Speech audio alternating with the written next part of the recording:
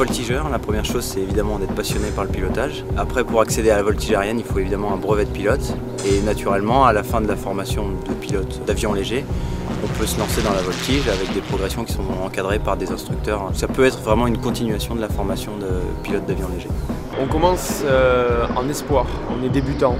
On a un avion biplace, 180 chevaux, et on évolue avec des figures de base, des figures de premier cycle, des figures où on est tassé dans le siège, où on reçoit des jets positifs. Ensuite, on arrive en promotion, où on fait les mêmes figures, mais un petit peu à l'envers de temps en temps.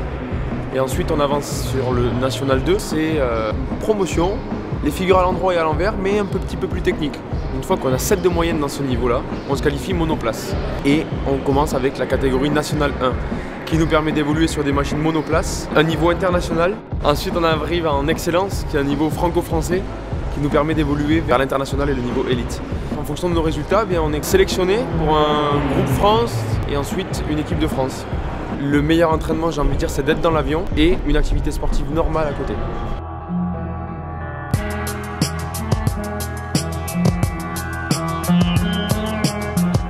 Alors avant tout vol, voltige de compétition, on est obligé de se préparer mentalement de façon très intense, car on n'a à peu près que 5 minutes pour présenter au juge l'ensemble des figures.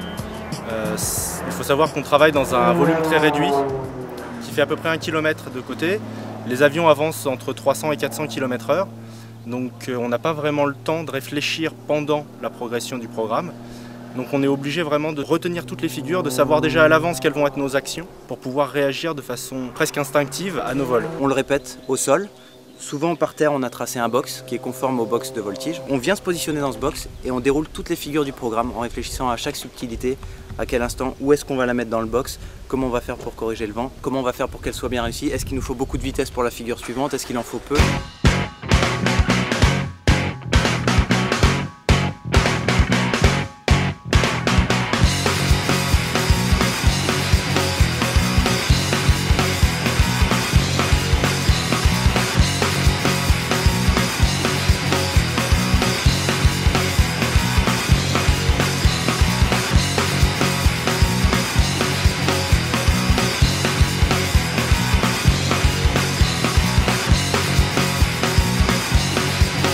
On va rejoindre la position des 6 binômes de juges. Il arrive, ça va commencer. Alors comme en patinage artistique, les principes sont à peu près les mêmes. On retrouve des programmes, c'est-à-dire des séries de figures qui sont imposées, d'autres qui peuvent être libres, et une spécificité de la voltige aérienne qui sont les programmes inconnus. 3 par 4 en montée. Non, ah non, peut-être pas. Non, c'est bon. C'est bon, c'est bon. Ça monte, il monte un peu l'aile droite basse. 3 quarts neg. C'était l'avant-dernière, avant l'étonnement virage. Voilà. Là, oui, là, 8. 6,5, qu'est-ce que t'en penses? 6,5 avec le pose des avions déclenchés. Ok, c'est bon, voilà. C'est bon, ça marche.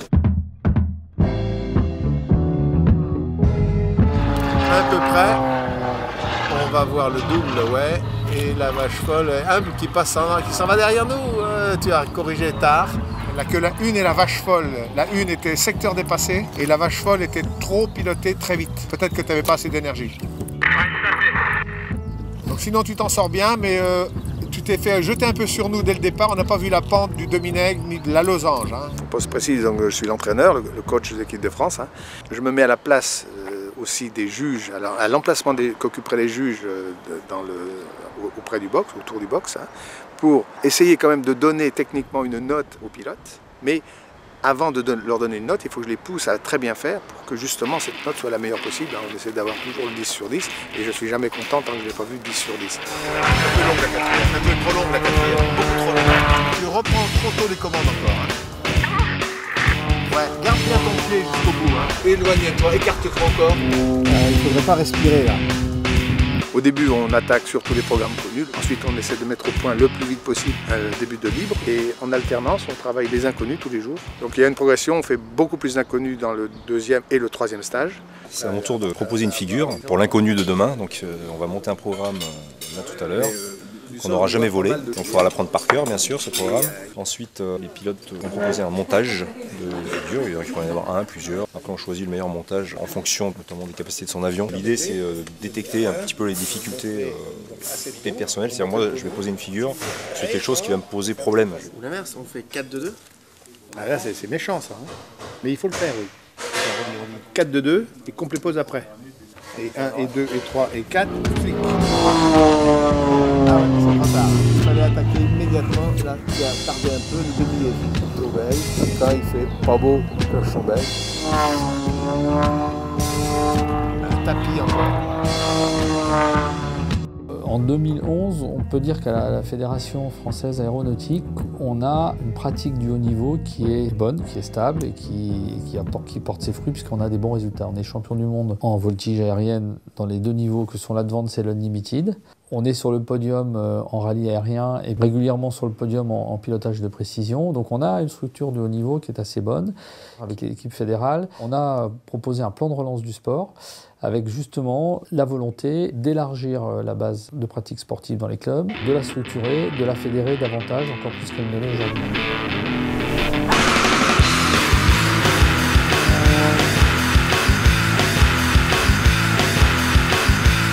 La voltige, c'est un sport qui est quand même très accessible, c'est physique, mais on voit que chez nos concurrents, les Russes, ça va, la majeure partie des gens ont plus de 40 ans, voire 45, voire presque 50. Après, bon, il faut être quand même en bonne condition physique, mais en fait, c'est surtout une accoutumance. Plus on vole, plus on s'habitue, plus on développe des réflexes en fait, pour résister aux accélérations. Je dirais qu'avec une grande motivation et puis quand même de la pratique, c'est à la portée de beaucoup de monde, oui.